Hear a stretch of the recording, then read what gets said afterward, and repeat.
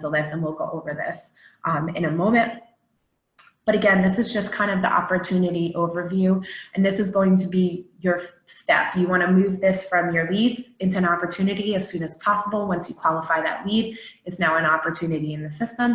Once it's an opportunity in the system, the next step would be open an agreement so you guys can get that out to a customer. So I can either hit this new license button, or I can come down to licenses and hit new.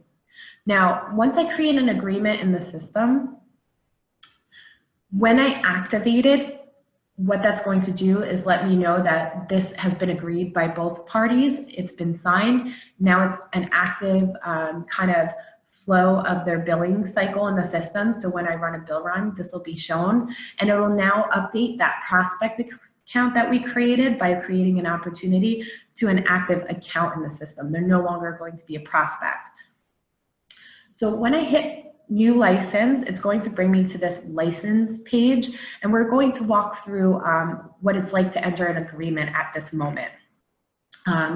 We'll go through this, and then we'll take questions before lunch, because I think this will kind of take up the second part of our session now. So when you open this license or agreement template, this is where we want to start setting up all the information that you're going to pull on to your agreements that you're going to send to the customer. This is setting up which products that you're billing them for, who's getting the bill, and all of that information. So first and foremost, it's going to ask you for the location. So who's going to be the main location where this customer is going to reside?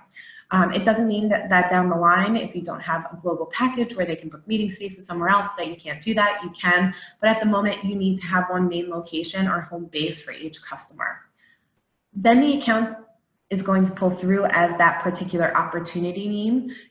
If you needed to create one on the fly, you can hit this plus button and you can add an account on the fly. So say somebody easily walks in and they're not an opportunity, we can go to member licenses and just open one from there.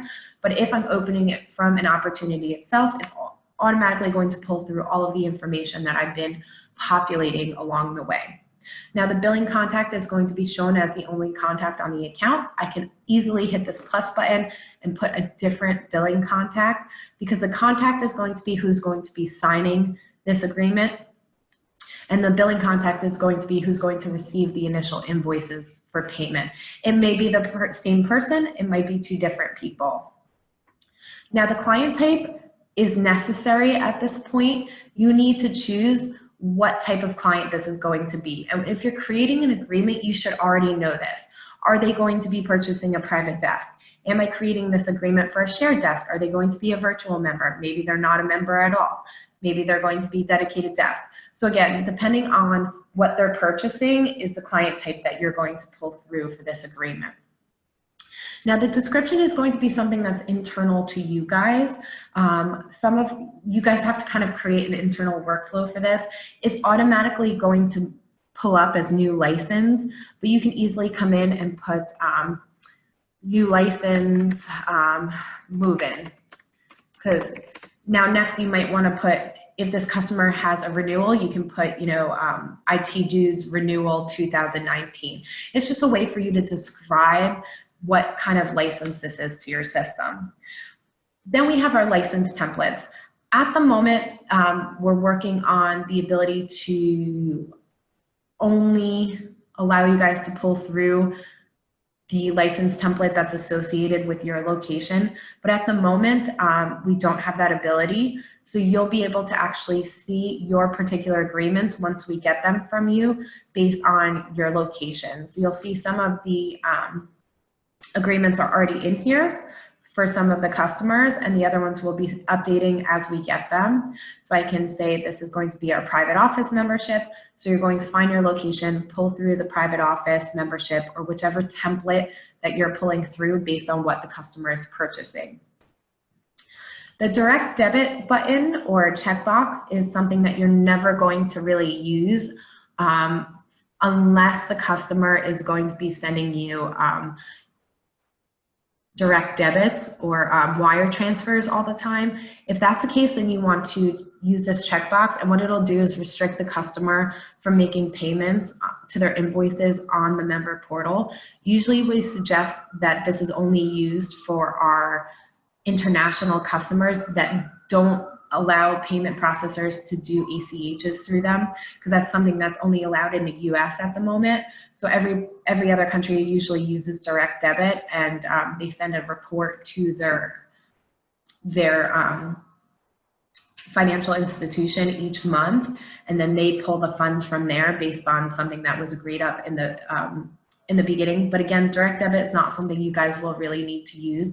You don't really want to restrict your customers from making payments on the portal or signing themselves up through ACH or recurring bill pay, because again, that will actually allow them in the future to pay one-off invoices as well. So we usually say stay away from this. This is mostly for an international customers.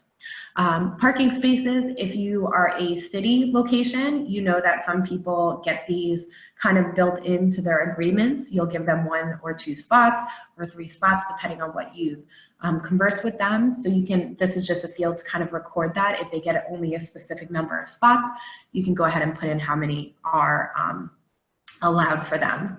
Now, adding the salesperson, the opportunity type, or lead source, this is something that you guys can add if you want to report back on it. If you give specific commission to the salespeople, you might want to always put the salesperson that's entering this information that's closing. You might want to put what kind of opportunity type is. If you're entering all of your, if you're in one of our locations that's up and running already, you might want to put all of your current customers in the system, or you're going to be entering all of your current customers' license agreements into the system so that we can start to bill out exactly like you do in your previous system. So what we need to do is we need to put all of your customer agreements into our system manually, so we can make sure that they're set up with the term start date and the billing cycle just like you have it now. So you might want to actually put that the opportunity is a new opportunity because this is their first agreement in our system. And then the lead source I put came from Facebook, so it's going to pull through here. Now you'll see the status is kind of what we call our current customer agreement life cycle. Right now, the status is in draft because I'm currently drafting up this agreement. I didn't finish it. There's a lot of sections that are incomplete. So I can hit save and it'll still stay in draft because I haven't done anything but start to enter information into it.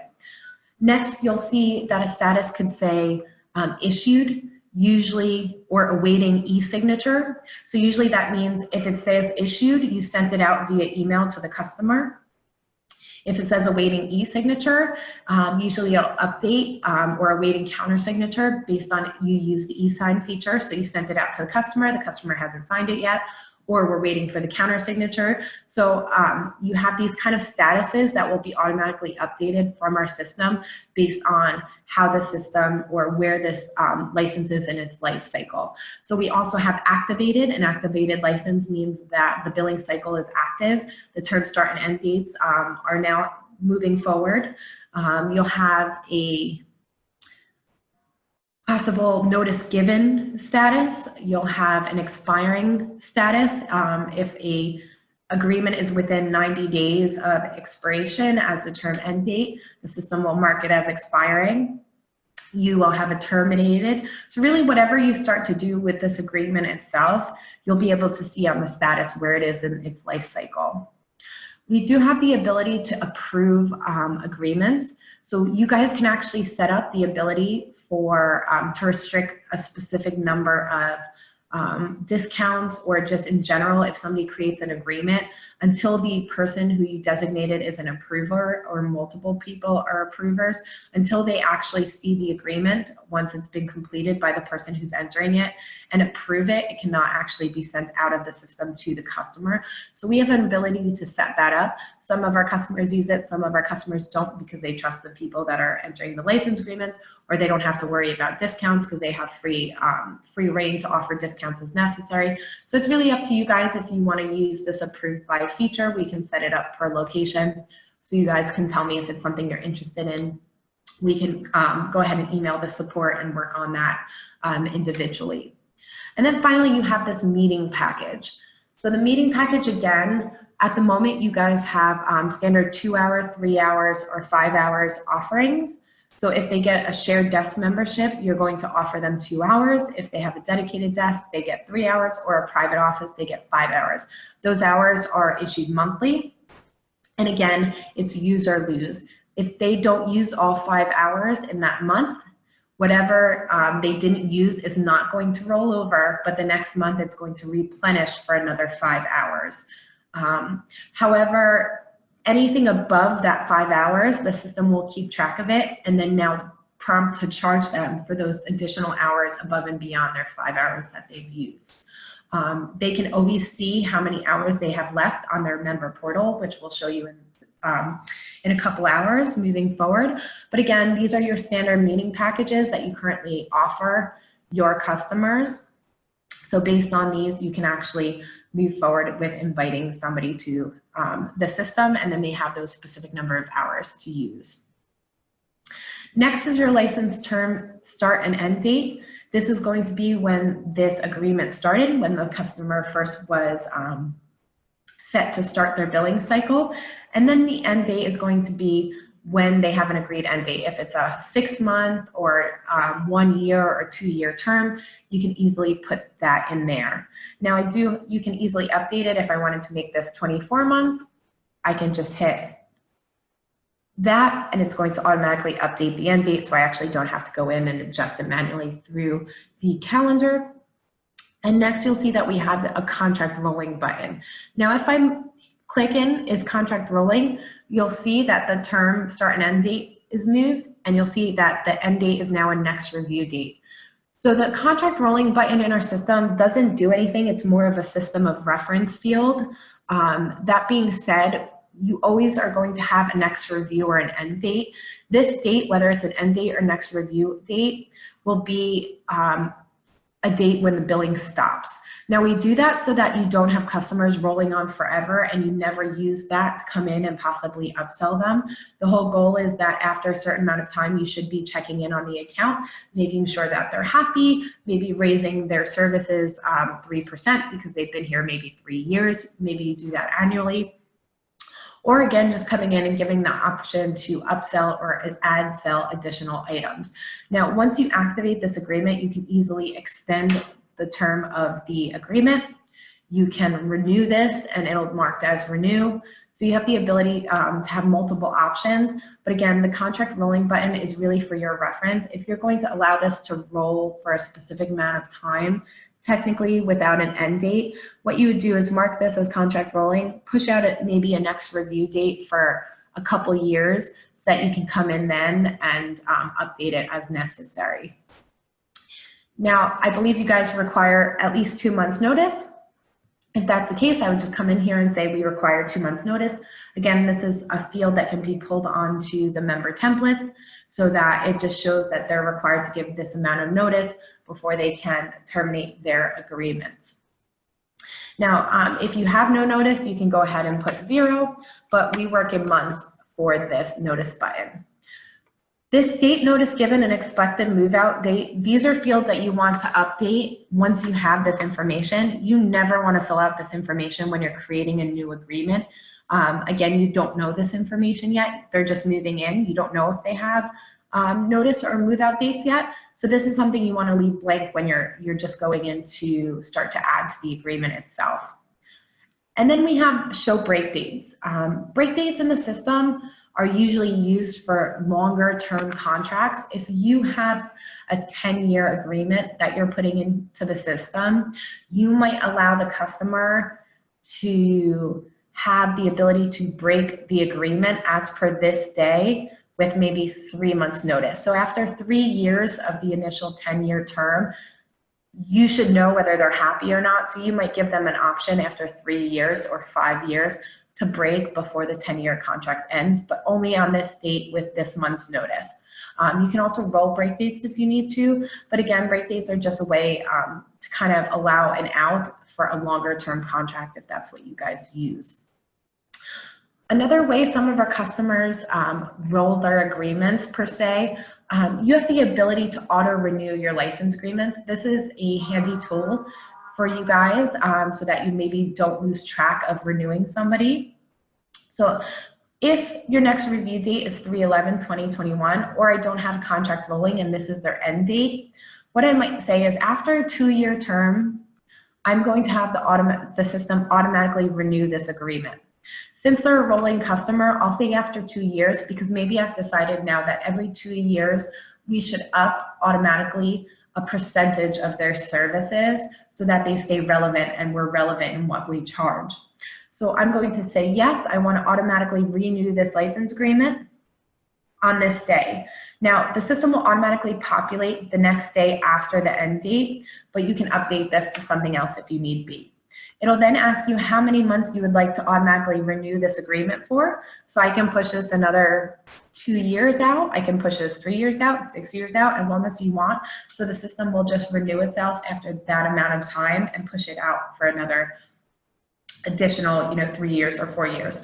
Again, our system really just has these end dates so that you can come in and kind of upsell or review these without them just rolling on forever. Then it's going to ask you, do you want the ability to auto increase pricing?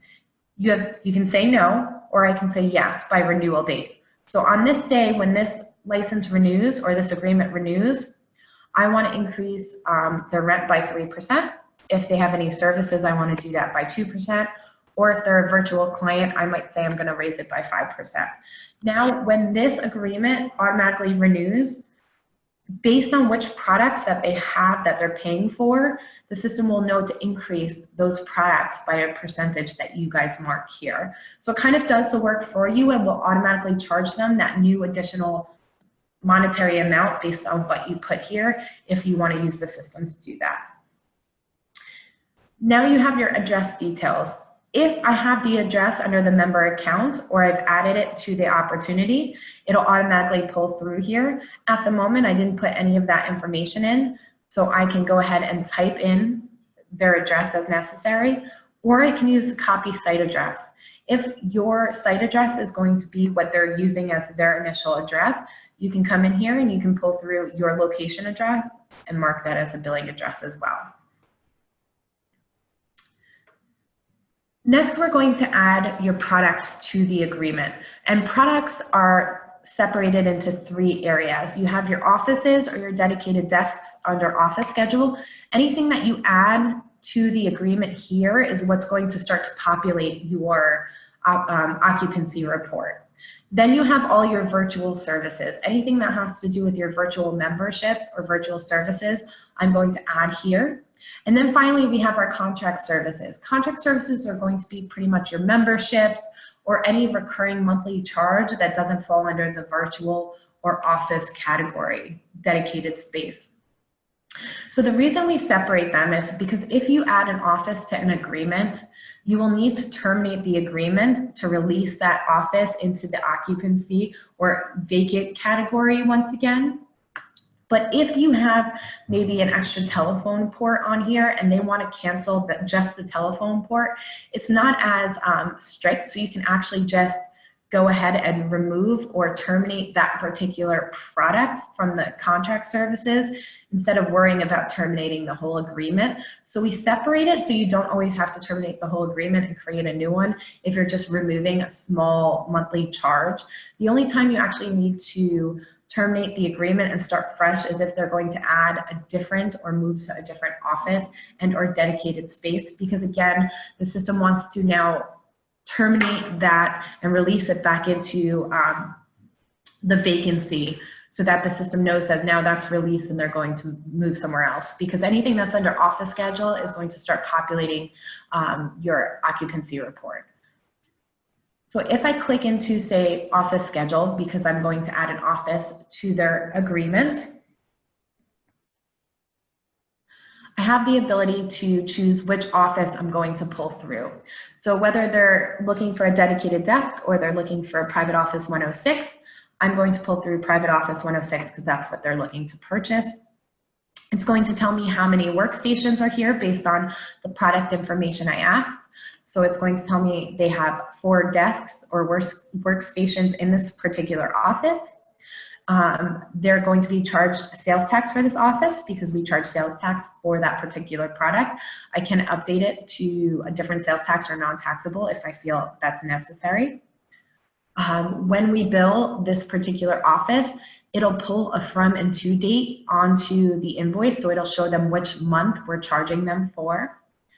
And then I have the opportunity to see the date from and to. Now these will automatically mimic the term start and end date, but I can update these if necessary because you might pull one office through on the agreement for the first 6 months, and then they might automatically call when somebody releases another office that after 6 months, they're going to move to this space. So you can kind of play around with the date to and froms based on the office or the product as necessary. But then you can choose how they're going to be billed. I'd say about 99.9% of your customers are going to be billed monthly. So as I scroll down, you can see each month of their term is going to show here. So I know that that's how the system's going to bill. If they wanted to make a one-off payment, I can choose one-off. They can pay me up front. They can be maybe invoiced quarterly. It's really how you guys choose to invoice your customers. But again, most of your customers will more than likely fall under the monthly category. We also have the deposit held or additional deposit required field. Now I know at the moment you guys don't really collect what you call a deposit. It's more of you collect your first and or last month's rent.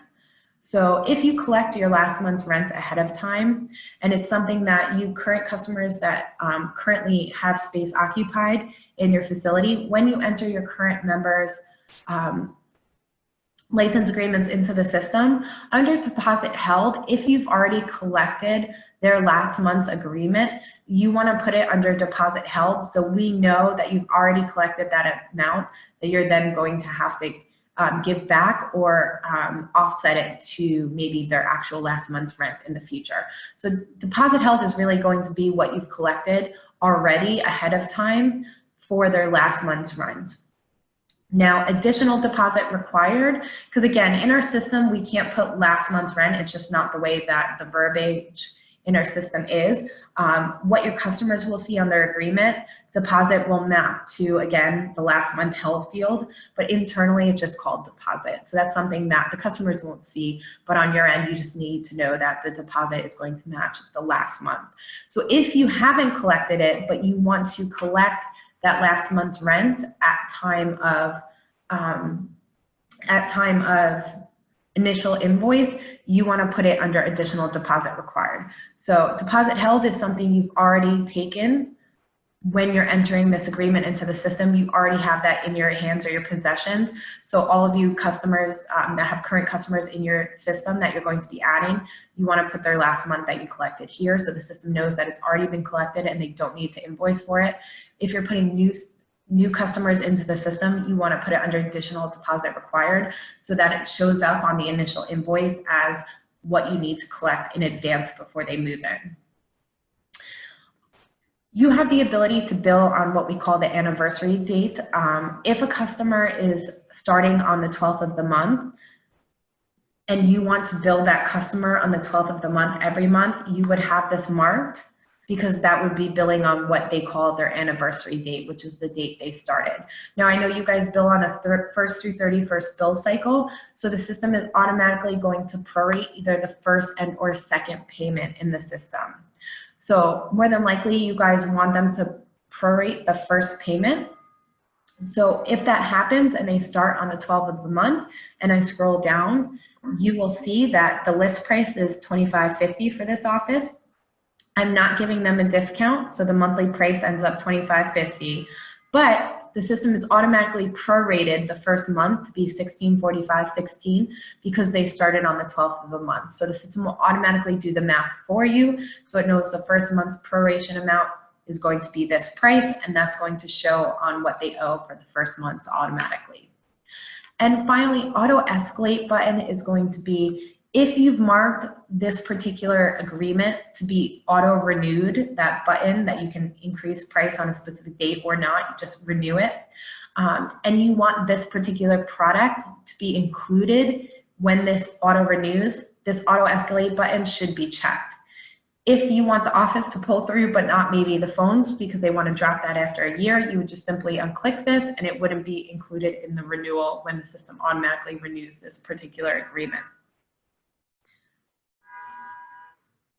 Now, again, the system will show you with this checkbox if this month has been prorated. So if it's the first or second month, you'll see the checkbox, which will show you it's been prorated.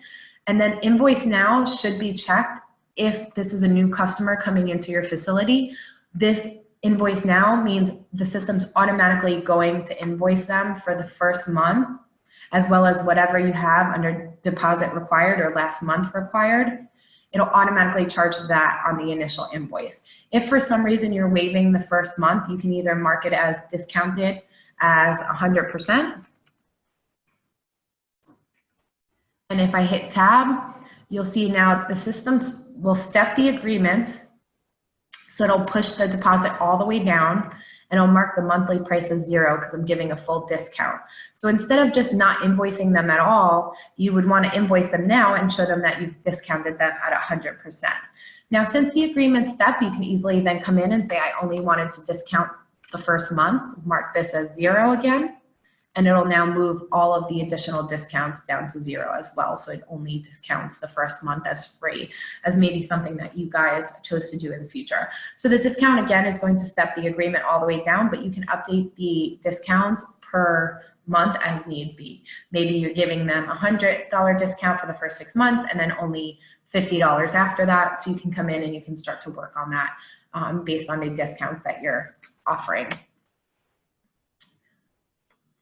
Once I'm done adding all of this information in for this particular agreement, I'm going to hit the save button. Keep note that you have to save the products as well as the agreement as a whole before you move on. There's 2 places to save depending on where you're moving forward. I can add as many products onto an agreement as I want. So again, you have your offices and dedicated spaces, but maybe I also want to add a specific service that they're going to be charged monthly as well that goes along with that office. So if I choose the services, I'm going to go in and say they're also purchasing 24/7 access with their office. And now I can see that that's an extra $50 per month. I want to invoice the first month now, and they can prorate the first month as well. You can see they prorated the first month because they're starting on the 12th, and we have the Invoice Now button. So now I can hit save.